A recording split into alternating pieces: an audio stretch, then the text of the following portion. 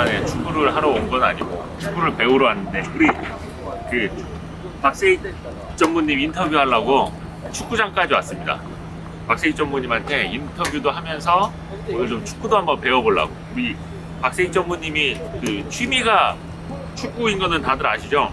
근데 제가 한번 검증을 해보려고요. 정말 축구를 얼마나 잘하시나. 그래가지고 오늘 저랑 축구 대결을 한번 해볼까? 오랜만에 그 축구화도 챙겨왔습니다. 아, 박세익 전무님 어디 계시죠? 아니, 박세익 전무님을 찾아야 되는데 이거 큰일 났네. 박세익 전무님 어디 계시냐? 지금 전화도 안 받으시고 운동하시는 것 같아가지고 제가 보낸 카톡을 못 보고 계시는데 큰일 났네. 어디 가서 찾지? 유니폼 색깔이라도 알면 좀 어디 가서 물어볼 텐데. 아, 일단 가서 한번 찾아봅시다. 찾아가.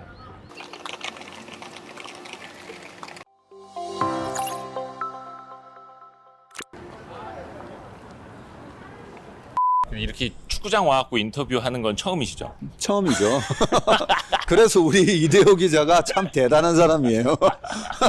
아니, 왜냐면은 이 전무님도 이제 방송 활동 많이 하시니까 좀 사람들한테도 보여주지 않은 모습을 좀 보여주고 싶고 좀 더 인간적인 모습, 평소의 모습. 네. 맨날 이게 여의도에서 똑같이 양복 입고 막 이렇게 주식 얘기만 하는 게 아니라. 그래서 사실 전무님의 이런 뭐라 해야 되나 취미 활동이라든지 주식을 하기 위해서 어떻게 평소에 조금 몸을 만들어 가는지 생각을 정립해 나가는지 궁금해 하시는 분들도 많더라고요. 그래서 그렇죠. 실제로 우리가 사운드 바디, 사운드 마인드라는 말처럼 네. 건강한 육체, 건강한 정신 예. 그런 말이 있잖아요. 그 우리가 주식을 하면서 멘탈이 엄청 중요하잖아요. 멘탈. 네. 작년과 같은 코로나 위기 상황에서도 네. 정신 차리고 네. 예, 어떻게 해야 되는지 그런 전략을 짜고 할 때 그게 체력이 없으면 우리가 작년 아침 6시부터 거의 밤 11시까지 네. 시장 분석하고 주도주 분석하고 그러려면 정말 체력이 중요하거든요. 그렇죠. 예, 그래서 제가 뭐 남들보다 뭐 종목 분석이라든지 여러 가지 뭐 실력은 좀 우리 업계 펀드 매니저들에 비해서 제가 뭐 중하 정도 에이, 또 아니, 이렇게 진짜 필요 중하 이상의 정도 겸손을 된다고 보면 예. 체력은 최상이에요.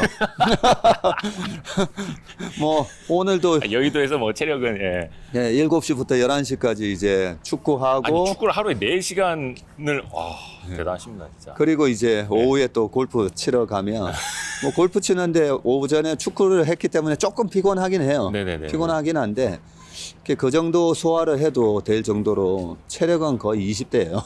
아니 그렇게 하루 종일 나가서 운동만 하고 들어오면 댁에서 사모님이 뭐라고 안 하세요? 네, 전혀 뭘 안 해요. 오히려 나가 있는 거 더 좋아하시나요? 네, 원래부터 좀 뭐 부끄러운 얘기지만 네. 그 제가 유학 갔다 왔잖아요. 그 파이낸스 그 석사를 하러 갔을 때도 네. 사람들이 전공이 예. 스포츠 매니지먼트. 왜냐하면 목요일 날 농구 3시간, 금요일 날 축구 4시간, 토요일 날 테니스 치고 와. 또 일요일 날 또 대박이다, 축구하고 예. 그때도 그리고 이제 콜로라도 덴버에 있었잖아요. 제가. 네네네. 그게 덴버가 1시간 거리에 우리 용평 스키장 같은 네. 큰 스키장이 있어요? 용평 스키장 곱하기 3배짜리가 아. 한 9개 있어요. 그 덴버에만. 예, 그래서 스키 어마어마하네. 시즌에는 아침에 맥도날드 들러가지고 모닝 세트에다가 이제 런치 세트 먹을 거 배낭에 딱 넣어가지고 아침 딱 9시 시작할 때부터 슬로프 문 닫는 5시까지 안 쉬고 타요, 그냥. 야, 그 스포츠 유학 오신 분이라고 예, 볼법하네요. 네. 저였어도 그렇고. 아니 오늘 아드님이 같이 뛰신다면서요? 저희 아들 왔어요. 오. 이제 아들 그 대학 졸업했어요, 벌써. 아 벌써요? 네, 지지난주 한 3주 전에 졸업해가지고. 축하드립니다. 네. 그때 지난번에 우리 저 김정환 형님하고 라이브 할 때도 아드님 자랑을 거의 한 1시간 네, 그 자랑했던 아들이 지금 와 있어요. 카톡 그 사진에도 아드님 사진 딱 해놓으시고. 네. 아들 부심이 대단합니다. 근데 운동 신경도 아버지 타고 났나 봐요, 아버지처럼. 제가 사실 운동신경이 아주 좋은 건 아닌데 네. 아들은 분석을 되게 많이 하고 열심히 해요. 분석이요? 예. 굉장히 성실하고 또 그냥 막 차는 게 아니라 예. 되게 분석을 해서 차다 보니까 되게 잘 해요. 축구하는데도 분석이 예. 뭐 전술적인 것도 그렇고. 예. 테크니컬 아들은 또 한 선수를 것도 했기 때문에 뭐 운동하는 거 조금 이따가 보시면 아시겠지만 역시 선수구나 이런 느낌이 들 거야. 뭐 학교에서요? 고등학교 때 선수했으니까요. 고등학교 때 축구부? 예. 멋지다. 안 그래도 저 선수 출신이라서 김치영 선배한테 들었는데 아드님이 축구 잘하고 전무님은 요즘에 조금 체력이 떨어지셔서 골키퍼 하신다. 맞아요? 체력은 안 떨어졌는데 네. 부상을 당해가지고 지금 여기 이제 붕대 감고 예전에 그때 다리 한번 다치셔갖고 한동안 쉬셨다고. 그러니까 그것 때문에 부상 때문에 지금도 여기 붕대 감고 나온 거야. 아니 그런데도 거의 매주 축구를 뛰시는 예. 거야? 그러니까 상태가 지금 더 안 좋아지고 있어요 지금 계속. 근데도 그렇게 축구가 좋으시고. 진짜 네. 이 축구 할 때만 네. 그나마 이 주식을 좀 잊어버릴 수가 있어가지고 축구가 정말 인생의 낙이에요. 자다가도 막 축구하러 가고 싶고 막. 대단하시다. 그러니까 이 예전에 내측인대 파열된 적도 있었는데 네. 그때도 기부스 한 채로 나와가지고 심판 보고 골키퍼 보고 그랬어요. 기부스 한 채로. 필드에서 뛰지는 못해도 네, 못해도 심판이라도 봐야겠다. 그 사실 전무님이 그 굉장히 뭐 정확한 분석, 네. 날카로운 진단 다 좋은데 사실 전무님도 사람이잖아요. 네. 사람이니까 좀 실수할 때도 있을 거고 너무 많죠. 실수할 심리적으로 때는. 흔들릴 때도 있을 거고 내가 말해놓고도 불안할 때도 있을 거고 좀 그런 적 있지 않으세요? 너무 많죠. 너무 많아요? 예. 그래서 이 강한 멘탈도 키워야 되고 네. 우리가 피지컬만 키우는 게 아니라 네. 멘탈도 키워야 되고 축구하다 보면 흐름이 막 무너질 때가 있어요. 무너질 때 또 이렇게 다시 전열을 정비하고 네. 뭐 그런 게 포트폴리오를 짜고 시장의 역습에 네. 또 포트폴리오를 방어적으로 할 거냐 공격적으로 할 거냐 뭐 그런 식으로 항상 하는 게 축구랑 굉장히 비슷해요. 근데 지금 문제가 있어요. 왜요? 제가 나가야 돼요. 지금 나가셔야 돼요? 네. 사람이 모자라나요? 네. 별로 그렇게 기다리는 것 같지는 않은데. 그러면은 일단 뛰고 오십시오. 네. 좀 좀- 뛰고 뛰는 네. 거 찍으시고 저희가 우리 아들이 네. 지금 제일 뒤에서 네네네. 지금 걸어 나오는 저기 저 약간 80번. 무릎까지 오는 바지. 네, 80번. 까만 바지. 저 네. 유념해서 네. 저기 찍을 테니까요. 너무 카메라 의식하지 마시고요. 네. 다녀오십시오. 네, 너무 무리하지 마시고요. 네.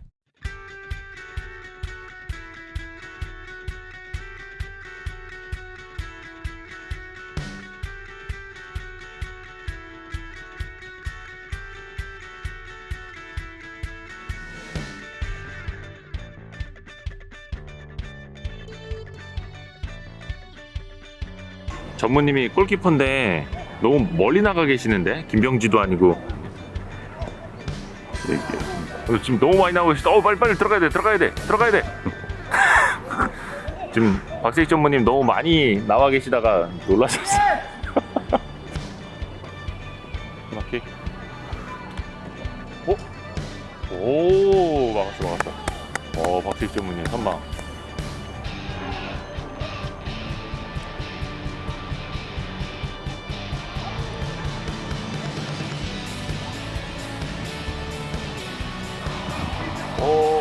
야.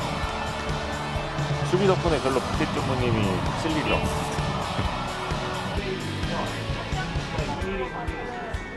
수비 성공. 전무님 수비 성공.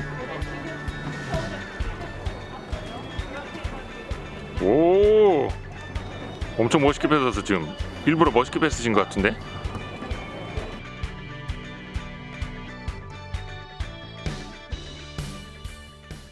개인기 좀 보여줘. 개인기. 이거 지금 이거 가져가면 되냐? 개인기 아닌 것 같은데. 이대호 기자가 이 공을 뺏는 거 어때요? 아 진짜? 좋죠. 네. 진짜 저 핸드폰 내려온 편입니다.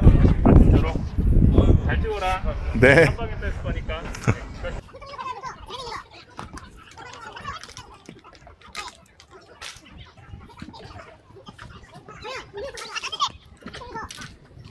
오케이 인정. 오, 잘하시네. 아 힘들다. 근데 아까 많이 힘들어 하시더라고요. 이것 때문에. 아니 발목이 아니라 그냥 체력이. 맞아요. 트래핑 많이 떨어졌어요. 한 트래핑 한 3분간만 떨어뜨리지 마시고. 정민아! 아드님하고 이쪽으로 왜? 아드님 소환.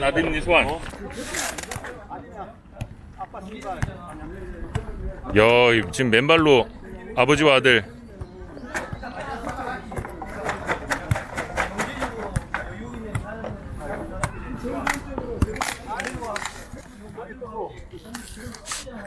발 뜨겁겠다. 아니 아까 아드님도 축구 잘하시던데. 몇 번 하셨어요? 그래도 15개 이상 한 것 같은데. 아 멋집니다. 이게 아버지와 아들 너무 훈훈한데요, 이런 모습? 그 전무님이 아드님 자랑을 너무 많이 해요. 네. 방송에서 사람들은 주식 얘기 듣고 싶어 하는데 막 아들 자랑만 하셔가지고. 아 이제 됐습니다. 전무님 고생하셨습니다. 아 너무 고맙습니다. 고생하셨어요. 아 아들도 잘생겼고 감사합니다. 수고했어요. 네. 이제 좀 땀 좀 닦으시고 이제 짐 정리하시고.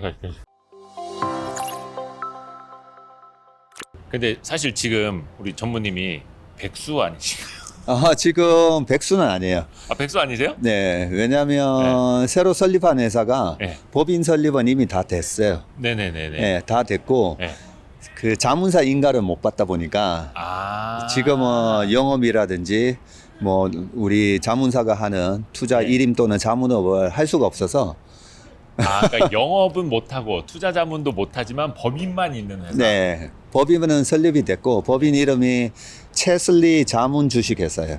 채슬리, 그러니까 투자 자문이라고는 아직 못 쓰고 못 쓰죠. 채슬리 자문. 주식회사. 네, 거기에 제가 이제 대표이사 전무 맡고 있어요. 대표이사 사장이 아니라 네. 왜 대표이사 전무예요? 왜 그러냐면 최근에 이제 그 제가 법인 새로 이제 설립해서 독립한다. 네. 이 얘기가 나가고 난 다음에 네. 그 단독 기사로 나가더라고요. 단독 기사. 네. 역시 영향력 있는 분이라. 그러면 이제 아무래도 뭐 저희 고객분이나 네. 뭐 우리 뭐 기자분들이나 만나면 전무님 하다가 아차 이제 대표님이시죠 이런 거예요. 네네네. 그래서 제가 11년 동안 인피니티에서 전무했거든요. 입사할 때도 전무였고 나올 때도 전무. 아마 여의도에서 11년 동안 전무한 사람은 아마 전무후무한 제가 아마 유일할 거예요. 아마. 네. 그래서 나는 영원한 전무이고 싶다. 약간 이런 네. 거예요. 그래서 사람들이 이제 전무님 했다가 이제 대표님이시죠. 네. 이게 저도 좀 불편하고 네. 그래서 제가 대표이사 전무로 명함을 파라고 했어요. 그래서 그러면은 위에 사장이나 다른 분은 없고. 그래서 우리 제 후배랑 뭐 이렇게 여러 우리 직원들하고 같이 이제 회사를 설립하는 거라서 네. 그 후배 관리총괄 후배한테 네. 대표이사 사장을 하라고 했고요. 저는 대표이사 전무로. 그러니까 전무님은 이렇게 운용 쪽에 조금 더 집중을 하겠다. 네. 경영은 이제 후배에게 안정적으로 맡아서 예. 하라. 좋은 전략입니다. 제가 뭐 인피니티에서 CIO를 할 때도 네. 인사 관리의 원칙은 적재적소. 예. 그 적재적소이기 때문에 제가 뭐 관리까지 다 할 필요는 없잖아요. 네. 좋죠. 네. 그래서 조금 더 투자 네. 전략 짜는데 조금 더 집중하시려면은 그게 더 좋을 수도 있겠네요. 예. 그 요즘에 얘기 들어보니까 그 투자자문사 금융감독원 그 인가 나오는 데까지 엄청나게 오래 걸린다 하더라고요. 너무 오래 걸리더라고요. 그래서 지금 저희가 1월 달부터 고객 자금을 안 받았었잖아요. 인피니티 시절에. 예, 시절에. 그래서 그분들한테 한 7, 8월 정도 이제 장이 또 한번 조정을 받거나 하면 예, 적당히 우리가 한 15%에서 20% 이상 수익을 낼 수 있을 때 네네네. 전화를 드리겠다라고 해서 대기 고객 리스트가 400명이 지금 넘어요. 예. 그것도 다 좀 큰 손 고객들 위주로. 그 3억 이상 되는 분들 예. 리스트를 해놨는데 그분들한테 좀 죄송하고요. 인가가 뭐 아무리 빨라도 빠르면 한 10월 나올 것 같아요. 10월 달까지 이제 그분들 자금을 맡아서 이제 할 수가 없다 보니까 좀 죄송스러운 마음도 있긴 한데 한편으로는 네. 지금 얘기하면서 시황 얘기가 나오게 되는데 네. 이 주식 시장의 바닥과 주식 시장의 고점 뭐 이런 변동성의 이런 어떤 사이클을 한번 생각을 해보면 네. 작년 3월, 4월 딱 지날 때는 최악의 국면을 이제 지나고 있구나. 최악은 지났다. 네. 네. 그런 확신이 들었었거든요. 네. 그래서 제가 주식은 항상 미분값이라 했잖아요. 그러면 작년에도 뭐 저희 직원들도 그런 얘기를 했었죠. 전문인 그 코로나가 좀 진정이 되고 나서 네. 주식을 사는 건 어떠냐고. 작년 3월 달에. 네. 그때 1500대에서 진정되고 주식을 사려면 예. 아마 2300 정도에서 주식을 사야 될 거다. 아, 맞아. 예. 말씀하셨어요. 예. 그만큼 뭔가 두렵고 비관적이고 사람들이 공포스러워하기 때문에 주식이 싸게 거래됐던 거잖아요. 그렇죠. 네. 그런데 우리가 이제 바닥을 함부로 예단은 할 수는 없지만 네. 그 바닥의 지표를 우리가 그래도 알 수는 있거든요. 예. 그게 2008년 10월 달에 미국하고 우리나라랑 통화 수합이 체결되고 나서 우리 시장이 바닥을 잡았어요. 네. 2008년 10월 달에. 예. 그리고 2009년 10월, 11월까지 미국의 실업률은 계속 증가를 하면서 경기는 되게 안 좋았지만, 주식 시장은 이제 반등이 들어갔던 거였죠. 예. 그렇죠? 강하게. 예, 이번에도 마찬가지였잖아요. 이번에 3월 달에 미국하고 우리랑 통화 수합이 딱 체결이 되고, 그 다음에 여러 가지 공포 지수가 최악의 국면에 그런 변동성을 보여주는 빅스 지수라든지 이런 것들이 2008년과 똑같은 뭐 80대를 찍고, 예, 그러면서 이제 이제 최악의 국면을 지났구나 네. 라고 생각이 되면 이 공포에 대한 유동성 위기에 대한 네. 이 최악으로 치닫던 그 그래프가 이제는 바닥을 찍고 딱 턴어라운드 하는 느낌을 받았던 네. 거죠. 네. 이 설명을 왜 드리냐면 그러면 지금 경기가 다 좋아진다 그러잖아요. 네. 네, 실제로 정상화가 되고 있고 보복 소비가 이루어질 거고 이런 부분을 이제 많은 사람들이 다 알잖아요. 그렇죠. 지금 보복 소비가 절대 이루어질 수 없다라고 얘기하는 사람이 10명 중에 뭐 몇 명이 없죠, 있겠어요? 없죠. 없잖아요. 예. 그러면 이 모든 걸 알기 때문에 주식 시장이 지금 3,200 이상 와 있는 거거든요. 예. 예. 그러면 지금과 같은 이런 좋은 데이터들이 언제 막 이렇게 개선되는 속도가 네. 이렇게 누울까? 완만해질까? 예. 리커버리가 됐다가 정상화가 되는데 이 정상화가 되는 속도가 완만해지는 국면이 어딜까 생각해 보면 네. YOY 데이터로 봤을 때 네. 주식 초정학교 할 때 제가 그 말씀 드렸었는데 작년에 상반기에는 이제 기저 효과가 반드시 나타날 네. 수밖에 없고 역시 하반기로 갈수록 기저 효과도 역시 완만해질 수밖에 없다. 네, 예. 그때 작년에 기억하고 계시네요. 네. 내년 7월 달까지는 YOY 데이터가 엄청나게 좋게 그렇죠. 나올 거기 때문에 내년 7월 달까지는 염려할 필요가 없다. 네. 그걸 아마 작년에 그죠? 우리 맞아요, 1년 맞아요. 전에 얘기했던 얘기인데 네. 그래서 실제로 지금 YOY 데이터가 뭐 이번에 발표된 물가조차도 그죠? 그렇죠. 예, 뭐 5%대 나오는 예, 게 미국 소비 기저 효과. 효과잖아요. 예. 기저 효과. 그러면 이 기저 효과가 꺾이는 국면이 어딜까라고 생각하면 작년 3Q부터 가파른 이제 리커버리가 이루어졌잖아요. 3분기. 예. 예, 우리가 중국하고 한국은 2월 달에 최고 타격을 받았었고 네. 미국하고 스페인이라든지 유럽으로 이제 전이됐던 게 3, 4, 5월. 예.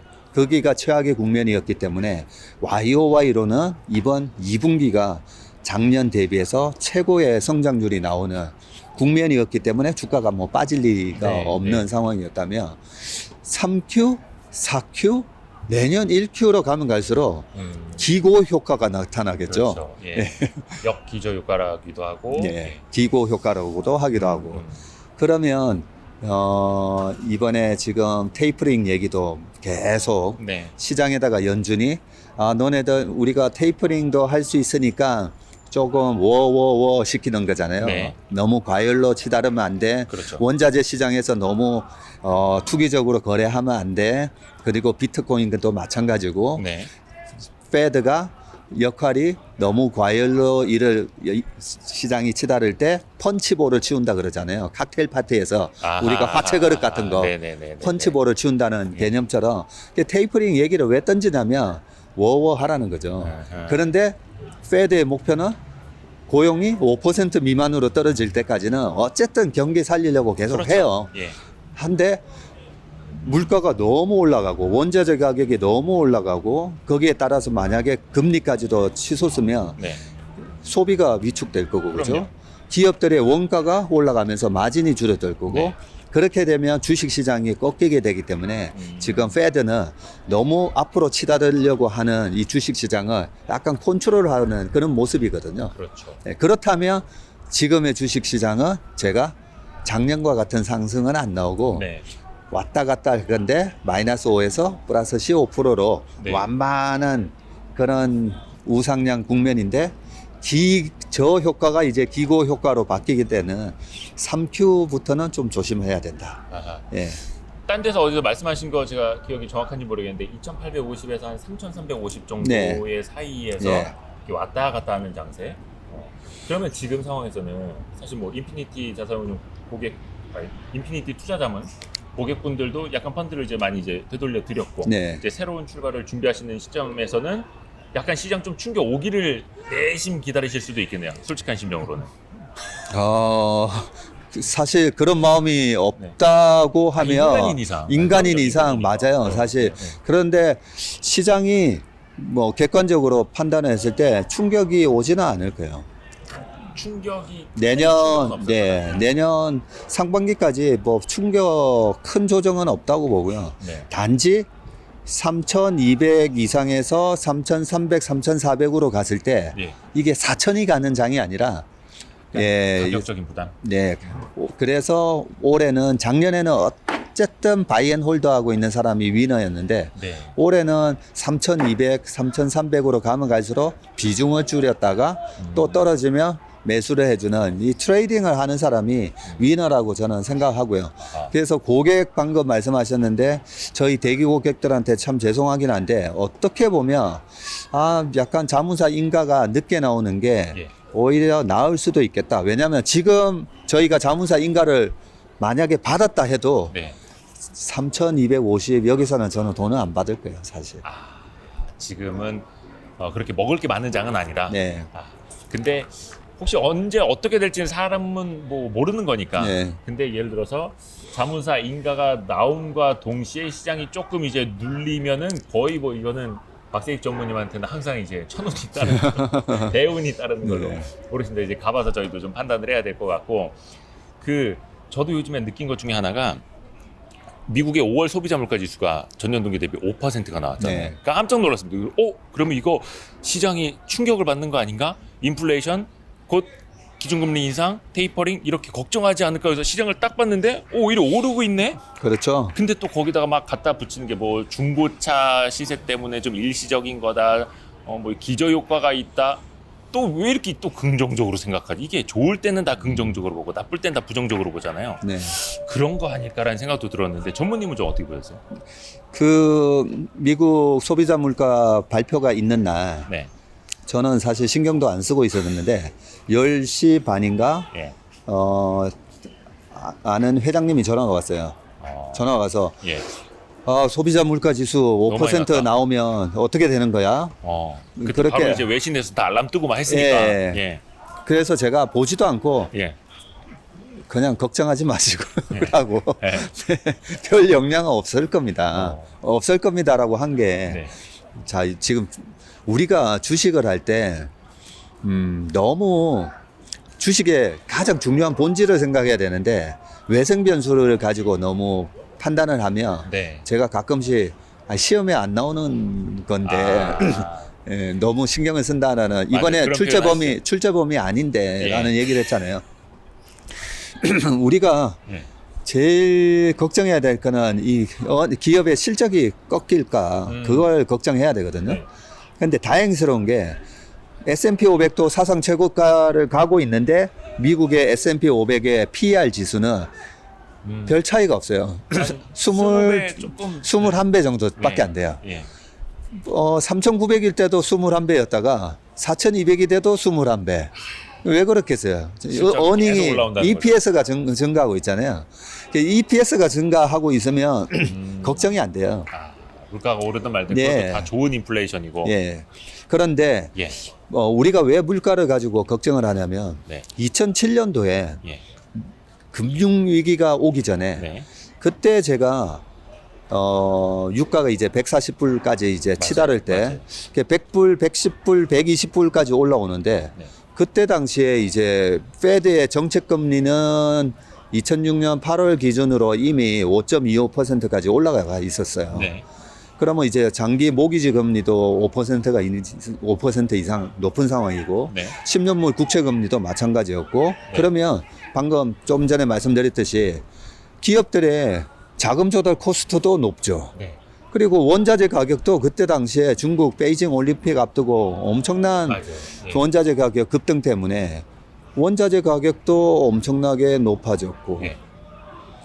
그리고 금리가 높으니까 모기지 금리까지 높아져서 가계의 가처분 소득이 줄어들게 돼 있잖아요. 네. 그리고 미국에서는 다들 차를 몰고 다니는데 기름을 넣어도 네. 기름값이 더블로 올라가 있으니까 네. 그런 것들이 모두가 보면 기업의 마진을 축소시키고 가계의 소비를 저하시키는 네. 이런 요인인데도 주가가 계속 올라가는 거예요. 과연 가게랑 기업이 이런 높은 물가를 감당할 수 있나? 이렇게 높은 금리를 감당할 수 있나? 그런데 2006년 말부터 2007년 초에 미국의 집값이 꺾이기 시작했어요.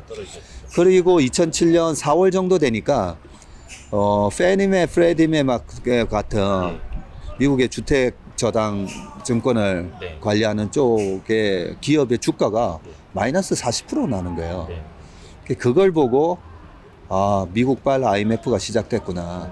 그래서 저희 고객들한테 리포트를 보내면서 그럼에도 불구하고 그때 2007년도는 아시다시피 펀드 열풍 때문에 화랑이었죠. 예, 그리고 미국은 안 돼도 중국이 있기 때문에 된다. 이런 논리로 결국은 그 2200, 2100 이상에서 펀드에 많이 들어왔던 그 자금이 딱 1년 만에 우리나라 지수가 900이 깨지잖아요. 900 진짜 잠깐 갔었죠. 네. 그래서 그 시장이 망가진 그 이전에 전조 현상을 보면 네. 그때 엄청난 고물가가 기업과 가게에 영향을 줬었다. 네. 라는 것 때문에 우리가 물가에 신경 쓰는 거거든요. 아하. 근데 학습효과. 예. 작년 기저효과 때문에 5% 나오고 지금 유가가 겨우 이제 70불 됐잖아요. 지금 우리가 기름 넣으려고 보면 뭐 1,500원대? 아직은 예. 근데 우리가 뭐 2,200원, 300원도 경험했었잖아요. 우리가 이거 차 타고 다니기에는 너무 기름값이 비싸라는 건 아니잖아요. 그죠? 아직은 아니죠. 아직은 그래도 아니잖아요. 그런 게 나오기 시작하지 않았고. 그리고 집을 사기에는 지금 조달 금리가 너무 비싸도 전혀 아니잖아요. 그렇죠. 네. 그런 걸로 보면 지금 물가 수준, 지금의 10년물 국채 금리 뭐 1.7, 1.5 예. 이런 거는 아직까지는 전혀 임계치에 가계와 기업에 영향을 주는 임계치랑은 너무 동떨어져 있어요. 그러니까 공부를 할 필요가 없다는 거죠. 시험범위 아니다. 네. 그래서 5%뭐 얘기하시길래 별 영향 없으니까 걱정하지 마세요, 그냥. 어차피 그것도 한 하반기로 가다 보면은 이제 역기저 효과에 의해서 네. 완만해질 거다라고 네. 보시는 거고, 페드에서도 마찬가지로 뭐 상당 기간, 뭐 거기는 뭐 이제 당분간 이런 표현을 쓰긴 했습니다만 그게 거의 이제 연말까지 가는 해석들도 나오고 예. 원래 그리고 이제 제가 제일 신경 쓰는 거는 기업의 마진을 축소시키는 게 그런 원자재 가격의 상승이라든지 네, 네, 네. 금리 상승이라든지 네. 또 하나가 있어요. 엄청나게 큰 게 하나 있어요. 인건비 아니면 예. 인건비도 있어요. 네. 근데 최근에 보면 제가 약간 걱정스러운 것 중에 하나가 사람을 구할 수가 없고. 아, 그렇죠. 인력. 그리고 또 하나는 물건을 어디 보내려고 하는데 배가 없어서 그렇죠. 운임이 3달러 하다가 키로에 지금 8달러. 그렇죠. 배 이상으로 올랐죠. 네, 배 이상으로 오르고. 그런 것들이 이제 기업의 마진을 축소시키는 요인이긴 한데 네. 어쨌든 수요가 좋아서 나타나는 현상이니까 그것까지는 오케이인데 기업의 마진을 그냥 강제로 뺏어가는 게 있어요. 세금이요? 세금. 근데 그 세금 이슈는 좀 바이든 형님도 좀 왔다 갔다 하시고 네. 뭐가 어떻게 되는지 모르겠어요. 그래서 저는 어떻게 보면 10월 달까지 확인할 수 있는 시간을 벌었다라는 좀 생각을 하고 있어요. 아, 오히려. 예, 그 사이에 바이든 형님이 진짜 22%를 할지 25%를 할지 또 깜짝 28%를 밀어붙일지 네. 네, 그런 거를 확인할 수 있는 시간이 좀 생겼다라는 생각이고, 세금을 저번에는 또 자본이득세를 갖다가 20%에서 39%로 올린다. 네. 뭐 이런 것들로 인해서 어쨌든 7월 달에 미국 부채 한도 상향 협상을 앞두고 뭔가를 바이든 정부에서는 이 부채 올라간 부채를 세금으로 다 메꿀 수 있다. 네. 뭐 그런 뭔가를 대책을 내놔야 되는데, 이번에 글로벌 한 다국적 기업들 최저 세율을 뭐 15%로 하자. 네. 뭐 그런 것까지는 좋은데 법인세랑 그 자본이득세에 대해서 어떻게 할지는 조금은 확인을 하고 싶어요. 그거는 좀 지켜볼 필요가 있다. 네, 왜냐하면 기업의 가치를 예. 어쨌든 강제로 뺏어가는 거예요. 주주의 몫을. 요 시점에서 좀 하나 더 여쭤보고 싶은 게, 아까 한 7월, 8월 정도 되면 조금 시장이 눌릴 수도 있겠다라는 말씀을 해주셨는데, 그거의 논리적 근거는 좀 뭐가 있을까요? 그 즈음 되면 좀 어떤 일들이? 예, 7월 달이 방금 미국 부채 한도 상향 조정의 그 협상을 트럼프가 2019년도에 네. 원래 했어야 되는데 네네. 본인 대선을 앞두고 2년 동안 연기를 시켜놨던 거거든요. 정부 부채 한도. 네. 예. 그래서 어쨌든 해야 돼요, 이번에. 그 한도 조정을 할 때 방금 말씀드렸던 바이든 정부에서 공화당이 이제 공격을 하겠죠. 너네 이렇게 늘어난 정부 부채를 뭘로 감당할 건데. 의회에서 승인을 해줘야 되는 네. 거니까. 근데 그 이슈가 거의 매번 반복되던 거잖아요. 그 연말까지 네. 가고 그 다음 해까지도 타결이 안 돼가지고 일시적으로 뭐 주 정부라나 연방 정부 뭐 공무원들 임금도 밀리고 그렇죠. 뭐 셧다운되고 네. 계속해서 우리가 주기적으로 겪어왔던 이슈 아닌가요? 예, 주기적으로 겪어왔는데 저는 항상 미래 시장에 대한 예측은 과거를 보면 알 수 있다고 보거든요. 네. 그러면 레이건 정부에서도 그랬고 그동안의 모든 미국 대통령이 다 미국의 부채는 항상 증가해왔죠. 한도를 늘려왔었죠. 네, 네. 그렇죠. 예. 늘 해왔던 일인데. 예, 예. 근데 늘 해왔던 일인데 2011년도 8월 달에는 네. 그거 한도 협상 다 해놓고 예. 갑자기 S&P 500에서 미국 신용 등급을 강등을 예. 빵 때리면서 그때 엄청난 충격이었죠. 그때. 주가가 박살나 버렸잖아요. 예, 예, 예. 주가가 그 박살나면서 시장의 색깔이 확 바뀌거든요. 네. 차화정 장세가 끝나버려요. 화학 정류의 이제 고통의 시간이 시작된 게 그때부터 8월 달부터였어요. 맞아요. 예. 그때 미국 신용등급 강등됐을 때 그거는 정말 메가톤급 충격이었어요. 메가톤급 충격이었죠. 예, 예. 3일 내내 주가가 뭐 박살나는데 예. 그래서 우리가 매번 있어 왔던 일인데 뭐 한 40년 내내 그렇게 한도를 올려왔었는데 네. 어떤 일이 생길지는 모르는 거거든요. 음. 그리고 또 하나가 7공주 장세부터 시작해가지고 차화정 장세까지 네. 불을 뿜는 장세였죠. 네, 네. 900이 깨졌던 지수가 네. 2100까지 올라갔었으니까 지금 뭐 비슷하잖아요. 1430이 3200 간 거나 900이 깨졌던 지수가 2100까지 간 거나 비슷하죠. 네. 주가가 비싸졌을 때 그런 충격이 오면 와장창 하는 거거든요. 네, 물이 차 있지 않는데 물 바게트를 뒤집어 봐야 예, 쏟아질 물이 없는 거죠. 네.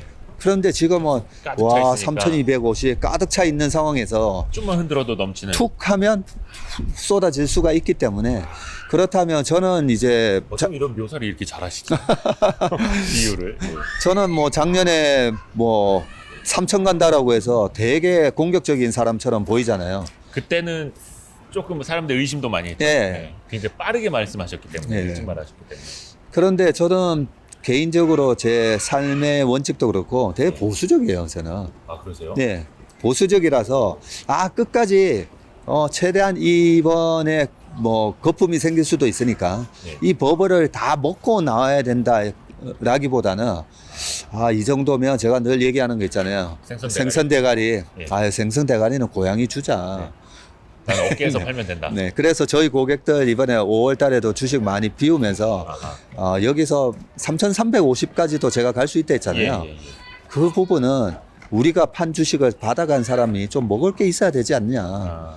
네, 그런 논리로 좀 하고 또 우리가 주식을 비우고 오늘 축구도 하고 저녁에 오후에 골프도 치고 할 때 걱정이 없잖아요. 이 삶의 질이 좀 바뀌어요. 편안하죠. 네, 그래서 어제 그저께 저희 고객들하고 이제 점심을 먹어보면 네. 너무 좋아요. 마음이 편하시. 네. 또 어떤 분은 이런 얘기를 해요. 내가 25년 동안 주식하면서 이번처럼 그 수익을 챙기고 나오는 건 처음이라는 거예요. 무슨 펀드를 들었고 뭐를 했고 했는데 이때까지 먹었다가 토해내고 먹었다고 토해냈는데 이번에 이렇게 현금을 다 수익을 챙기고 나와서 이렇게 마음 시장을 편하게. 마음 편하게 이래 바라보는 거는 처음인 것 같다. 그래서 이 쉬는 것도 투자라는 얘기가 있잖아요. 맞아요. 이 쉬어보면 알아요. 근데 우리가 고스톱을 치든 뭘 하든 이 쉴 줄을 잘 몰라요. 계속 해야 되는 줄 알고. 예, 계속 해야 되는 줄 알고 주식 시장에 보면 어떤 장에서도 올라가는 주식이 있거든요. 네네. 어떤 장에서도 올라가잖아요. 네네. 근데 그 어떤 장에서 올라가는 주식은 내가 저거 먹었어야 되는데 근데 반대로 지금 작년 연말에 코스닥 네. 상위 10종목 같은 경우에는 평균 마이너스 26%더라고요. 네네네. 작년 연말에 코스닥 상위 10종목을 만약에 샀더라면 네네네. 그렇게 지금 손실 나는 사람이 꽤 많거든요. 그러니까 지금 어떻게 보면 이제 지수는 야금야금 오르기는 하는데, 그러니까 시가총액 상위주들은 대부분 또 쉬어가는 것들이 많고, 요럴 때 이른바 좀 가치 투자해서 이제 바텀업 방식으로 종목 발굴하시는 분들은 조금 자기의 실력에 의해서 분석하는 만큼 수익을 또 많이 내시는 분들이 있는데, 약간 애매모호하신 분들, 주린이 분들은 이도 아니고 저도 아니고 되게 좀 힘든 장이 될 수도 있겠더라고요. 그러니까요. 그래서 지금은 트레이딩에 좀 익숙한 고수들은 돈을 벌 수 있는 장인데 그게 또 힘들잖아요. 그럼요. 힘들고 그것도 아니고. 예. 그래도 돈을 벌 수 있는 부분은 있는 게 제가 그래도 뭐 주식 50% 70% 정도는 가져가셔도 된다고 보는 게 예. 아직까지도 컨택 기업들 보면 네. 컨택으로 망가졌던 기업들 보면 재무제표가 아직 개선도 안 됐잖아요. 네네. 싼 것들도 많아요. 네, 그런 기업들은 보면 뭐 사고 팔 게 아니라 네. 그냥 뭐 내년 1월 정도까지는 그냥 쥐고 가도 된다고 생각하거든요. 아직 싼 주식들이 네. 많이 있습니다, 여러분. 근데 그런 주식들은 어떻게 해야 되냐면 사놓고 그냥 잊어버리고 있으면 돼요. 제일 좋은 거는 작년에 우리가 카카오, 네이버, 뭐 BBIG에 있었던 삼바라든지 이런 주식 작년 연말까지 그냥 그렇죠. 홀딩. 사놓고 그냥 가만히 홀딩을 하면 됐던 것처럼 네. 지금부터 내년 1월까지 뭐 최근에 이제 반도체, 삼성전자 이런 것들도 96,000원 갔다가 이제 8만 원 돼 있잖아요. 네. 어떻게 해야 되냐면 그 기업의 가치는 어쨌든 우상향 하잖아요. 네. 그러면 그 우상향 하는 걸 그냥 가만히 기다리고 있으면 돼요. 또 하나 좀 여쭤보고 싶은 게 요즘에 주린이 분들한테는 조금 처음 겪는 일일 수도 있는데 사이클 논란이 좀 있습니다. 대표적으로 뭐 화학, 철강 좀 그렇고 애널리스트 분들이 슬슬 욕을 먹는 장세가 되는 것 같다는 생각이 들어요. 왜냐하면 계속해서 바이를 네. 외쳤는데 고점 대비 한 20-30% 조정을 받는 거죠. 그게 뭐 가격 조정일지 뭐 어떻게 될지는 모르겠습니다만 해서 어떤 분들은 아니 이거 사이클 꺾이는 거 아니냐, 애널리스트들이 이걸 지적을 해줘야 되는 것 아니냐, 왜 떨어졌는데도 계속 사라고 하느냐, 약간 이거 이해 못 하시는 분들도 많거든요. 네. 우선은 첫 번째로 대표적으로 화학이 됐든 철강이 됐든 이 사이클 조금 고점 논란, 피크 논란에 대해서는 좀 어떻게 보시는지 궁금해요. 중요한 질문을 해주셨어요. 그 저희 업계에 약간 부끄러운 면이기도 한데 네. 펀드 매니저가 주식 줄이라고 하는 경우가 거의 없고요. 애널리스트가 그죠? 셀 리포트 이제 팔고 나가시라는 리포트 나오는 경우가 거의 없잖아요.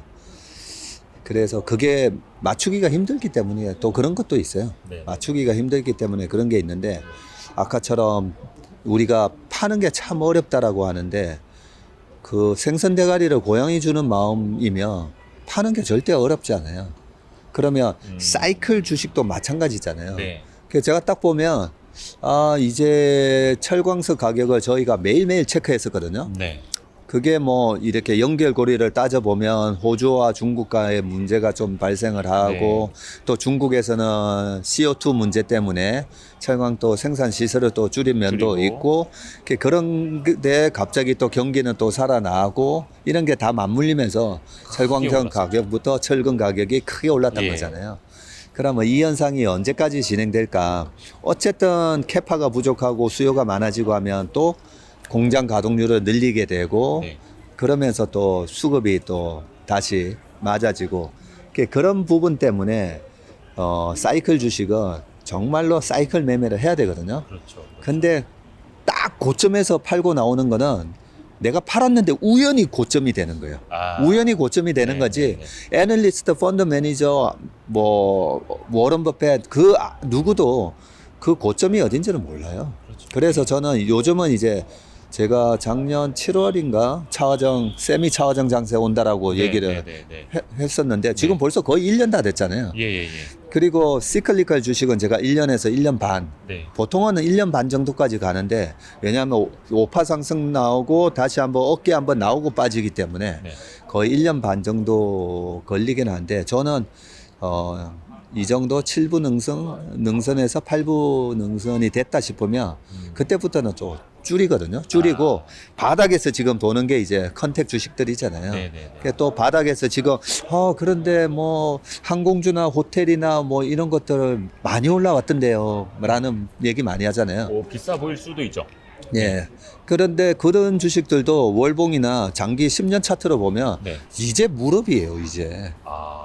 10년 차트를 꼭 보셔야 되는 게 10년 동안에 경기가 좋았을 때 안 좋았을 때 주가가 어떻게 그런 시클리컬 기업들은 움직였나 보면 이제 무릎 와 있어요. 항공 이나 여행, 까지도요? 무릎 뭐 약간 허리 정도 와 있는 것도 있고 한데 그렇죠. 그래도- 그래도 이제 종목마다 다 다릅니다. 예, 다른데 그래도 지금 업 트렌드가 형성됐잖아요. 네, 네, 네. 예. 그런 기업들도 있기 때문에 예. 너무 시클리컬 주식에 최근에 보면 뭐 대한유와 금호석유는 또 경영권 문제까지 하면서 굉장히 오버슈팅 했잖아요. 그런 면이 없잖아 있었죠. 네. 예. 그리고 우리가 예상했던 것보다 훨씬 좋은 실적들을 이제 내고 다행인 거는 이번 3Q까지도 체크를 해보면 실적이 되게 좋게 나와요. 그렇죠. 3분기까지. 그렇죠. 3분기까지 되게 좋게 나오기 때문에 지금 약간 고점 대비에 물려있는 주식 같은 경우에는 그 실적이 나오기 전에 다시 한번 약간 또 반등을 한번 줄 것 같거든요. 그런데 그런 반등을 줄 때는 이제는 좀 비중을 줄이는 게 낫지 않나. 저는 그렇게 생각합니다. 애널리스트의 예. 목표가 하향 이런 거는 약간 뒷북이 될 수가 있기 때문에 그렇죠. 사실은 그래 왔었고. 그래 왔었고. 뭐 예. 앞으로도 그럴 거라는 뭐 저기 확신은 없습니다만, 그러니까 예전에도 전무님이 그런 말씀해 주신 있어요. 고퍼에 사서 저퍼에 팔고 나와라라는 게 약간 그런 말씀이시기도 천재신데요. 다 기억하고 계시네. 하잖아요. 그거는 너무나 좋은 말씀이셨기 때문에 아마 그걸 보신 분들도 물론 이제 그는 주식 초등학교 시절이기는 했는데 많이들 기억하실 것 같고, 그래서 아직도 어떤 분들은 아니 이렇게 실적이 1분기, 2분기, 3분기에서 어닝 서프라이즈가 나오고 혹은 더 나온다고 하고 PER이 4배, 5배밖에 안 되는데 주가는 왜 떨어지는 거야? 그렇죠. 이러시는 분들이 많습니다. 네. 고퍼에 사서 저퍼에 판다는 그 말이 정말 중요한 얘기잖아요. 네. 그게 왜 중요하냐면 아니 실적을 다 보고 사는데 한 석 달 전에 어떤 분이 그런 질문을 라이브 방송에서 해주셨어요. 네. 아니 실적을 뭐 이렇게 해서 하면 왜 진단키트 시젠 같은 기업들 주가는 왜, 2배 뭐. 예, 주가 왜 빠지고 있냐. 네. 뭐 그런 얘기를 하셔서 네. 아직까지 실적이 아주 잘 나오는 거 아닌데 카카오는 왜 계속 올라가고. 예, 그래서 그게 이제 주식은 항상 6개월에서 1년은 앞서서 움직이잖아요. 그렇죠. 그러면 작년과 같은 시젠이 기록했던 뭐 6천억인가 8천억의 수익을 네. 과연 올해도 내고 내년에도 낼 수 있을까라고 보면 그 미래 이익을 우리가 트래킹 한다 그러잖아요. 네.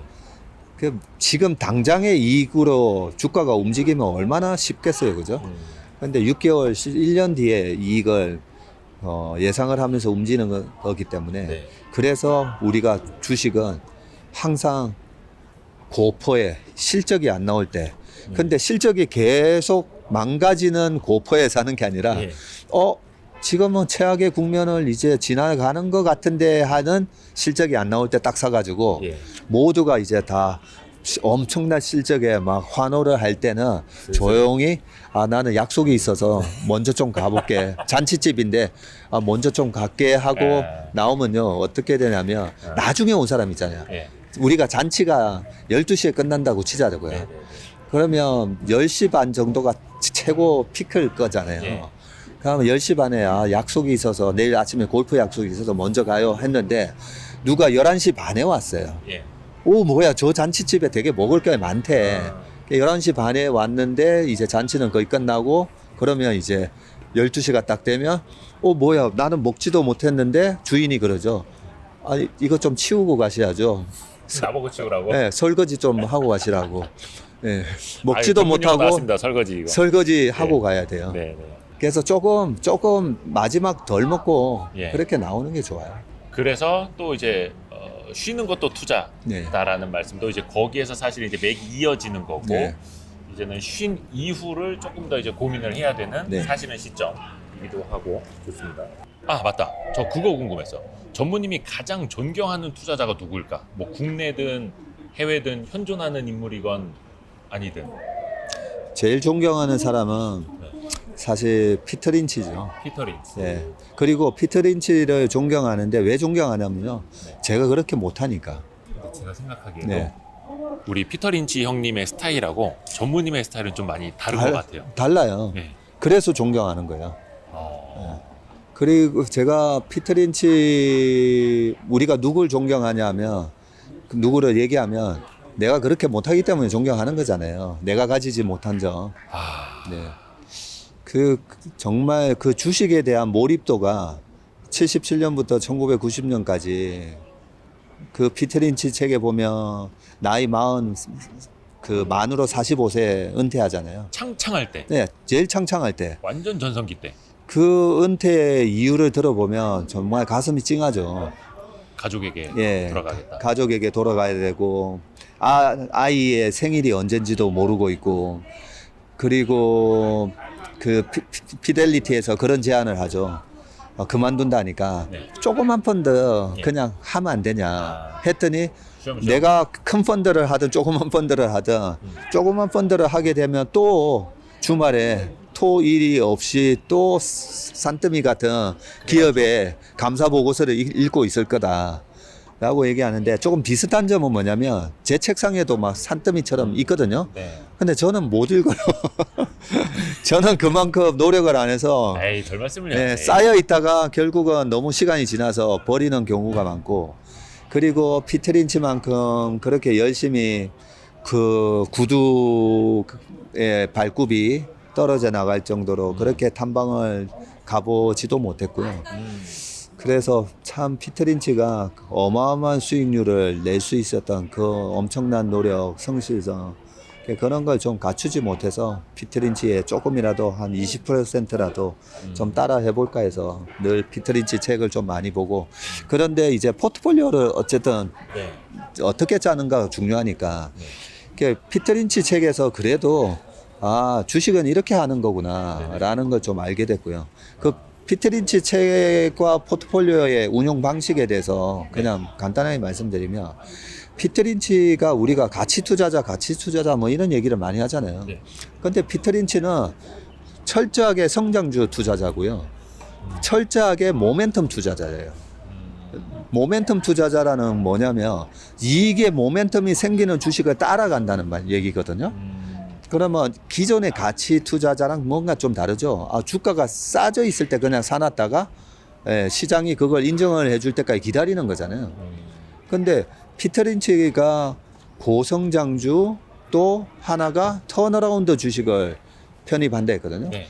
그러면 보통 우리나라에서 성장주 투자하시는 분들은 은행주가 이렇게 경기가 돌아서면서 네. 은행주가 막 따블이 날 때까지도 은행은 안 되지 장기적으로 보면 그거는 뭐 저성장 산업이지 하면서 아예 안 쳐다봐요. 네. 네. 그리고 경기 민감주 방금 얘기하셨던 뭐 철강 화학 이런 거 있잖아요. 네. 그런 거 경기를 어떻게 판단해 하면서 그런 주식을 또 안 사요. 예. 근데 피터 린치는 그런 주식까지도 다 공략을 했다는 거죠. 그냥 막 이렇게 뭐 발굴해서 뭐 이렇게 남들이 쳐다보지 않는 거 그것뿐만이 아니라 네. 약간 사이클이 개선되는 것까지도 같이 까지도 보면서. 했기 때문에 그래서 제가 우리가 주식을 운용하는 펀드 매니저든 아니면 일반 투자자분들이든 상위 1%가 되는 방법은 이 성장주와 경기 민감주를 네. 두 개 다 잘하면 상위 1%예요. 그러면 경기 민감주가 뭐냐면 예. 한마디로 엄청난 가치 영역에 가 있다가 네. 경기 모멘텀을 딱 받고 그냥 그렇죠. 2배, 3배가 나는 네. 그런 주식이 경기 민감주인데 이 경기 민감주가 이제 가치주 영역에 있기 때문에 네. 같이 투자하시는 분들이 경기 민감주를 또 성장주를 좀 싫어하시니까 경기 민감주만 사놓고 근데 경기가 언제 개선되는지 판단을 안 하고 그냥 안 하고 가치주라고만 사다 보니까 PBR이 0.6이었다가 0.5였다가 0.3이었다가 0.2까지 떨어질 동안 아니 이렇게 싼 주식이 왜 또 반토막이 나지 그런 게 멘붕이 되거든요. 예. 한탄만 하고 있고. 네. 근데 철저하게 이익 모멘텀이 돌아설 때 이제 사는 매매를 해야 되는데 어허. 그런 것까지도 피터 린치가 했다는 거죠. 그러니까 상위 뭐 0.0000%가 네. 걸 그런 때고. 수익률이 나왔고 예. 그래서 제가 그나마 조금 피터 린치만큼 그런 성실성과 노력을 못했지만 그래도 컨닝을 하고 책에서 배운 걸로 네. 포트폴리오는 그렇게 잘 짰어요. 포트폴리오를 그렇게 잘 짜고 그나마 제가 이제 축구라든지 뭐 여러 스포츠를 그동안 많이 좋아하다 보니까 네. 공격과 수비의 개념이 있어요. 네. 네. 근데 뭐 주식을 하는데 공격과 수비의 개념? 그런 게 좀 이해가 안 갈 수도 있잖아요. 그래서 1년 내내 그냥 우리는 맨날 공격하고 있잖아요. 닭공. 예. 그냥 닥치고 공격하고 있는데 저희 펀드 매니저들 우리 직원들한테 제가 11년 동안 계속 강조를 했던 부분도 네. 주식도 공격을 할 때가 있고 수비를 할 때가 있다는 거죠. 또 이거는 상대편도 봐야 되고 예. 그 상황도 봐야 되고 분위기도 봐야 되고. 예. 그러면 공격을 해야 될 때는 어떻게 공격하느냐? 네. 작년과 같은 상황에는 닭공. 성장주 예. 공격이었고 예. 닭공이었죠. 네. 아니 코로나 얘기하지 말라고 얘기했잖아요. 예, 제가 예, 예. 코로나 가지고 더 이상 얘기하지 말고 그렇죠. 지금 테슬라인지 뭐가 뭔지 지금 공격을 해야 되는데 전부 다 두려워가지고 코로나 때문에 상대 팀들이 다 그냥 다 빠진 거예요. 수비도 하나도 없고 그냥 공 차고 가서 넣으면 돼요. 그게 작년과 같은 예, 상황이었어요. 예, 예. 완전 빈집들 다. 예. 네, 그냥 빈지털이라는 예, 표현처럼 예. 공 차는데 상대 수비들이 다 도망가 있는 거예요. 그러니까 그런 상황에서 공격을 해야 될 때 작년에 가치주였냐 뭐였냐 성장주. 성장주. 근데 작년에 대박이죠. 성장주 올라갈 때 이게 말이 안 되는 뭐 밸류에이션이니 이게 말이 되냐 이런 얘기들 많이 했잖아요. 그러니까 그런 국면이 있었고 또 작년 하반기부터 올 초까지는 경기 민감주, 세미 차화정에 대한 공격 시점이었고 지금부터 하반기 내년까지는 그래도 네. 시장에 역습이 있을 수가 있으니까 네. 수비 라인은 그래도 탄탄하게 탄탄히 갖춰 놓고 놓고. 지금 약간 빈집인 그런 컨택 기업들을 탁탁탁탁 공격하는 티키타카 전술로 지금 하고 있는 저는 그런 그림을 그리거든요. 약간 네 역습. 예. 이기도 하고 티키타카. 그게 제일 어려울 것 같은데요. 네. 티키타카 아무나 하는 거 아니잖아요. 그 사실 강팀을 만났을 때 네. 수비 라인 쫙 내려놓고 수비만 탄탄하게 하다가 공 뻥 차서 진짜 스트라이커한테 한 골 넣으라 하는 것보다 예. 팽팽하게 맞서다가 역습 이게 더 어렵잖아요. 그게 훨씬 없죠.